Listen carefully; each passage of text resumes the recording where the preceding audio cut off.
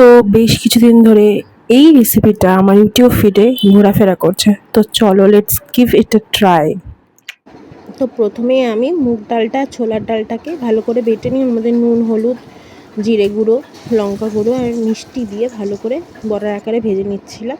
তারপরে ওই তেলেই আমি ঝিঙেগুলোকে ভেজে নিচ্ছি হালকা করে। আর হ্যাঁ, ঝিঙেগুলোতে একটু খোসা যায়, কারণ যাতে ঝিঙেগুলো লাস্ট অবধি নরম না হয়ে যায়। এবং ওই তেলেই আমি আলুগুলোকে হালকা করে ভেজে নিয়ে, আলুগুলো যখন হালকা ভাজা হয়ে যাবে ওর মধ্যে একটা পেস্ট অ্যাড করেছিলাম, কাঁচা লঙ্কা বাটা, টমেটো বাটা আর আদা বাটা।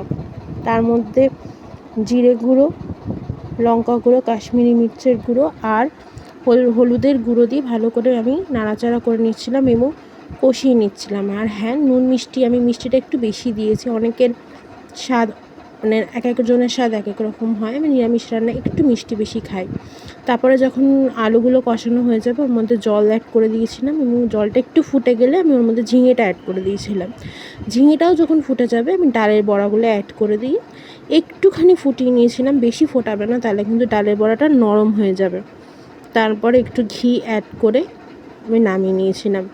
আমি এরমভাবে প্রথম ট্রাই করলাম, খুব ভালো লেগেছে, আমার পরিবারেরও ভালো লেগেছে। ছোটোবেলায় মা বেগুন দিয়ে করতো এই ডালের বড়ার তরকারি, দারুণ লাগতো। আমি এই ভিডিওটা প্রথম দিলাম, কেমন লাগলো জানাবে, আর আমার মায়ের রিভিউটা দেখে নাও। ভীষণ সুন্দর, বেশি করে খাচ্ছে।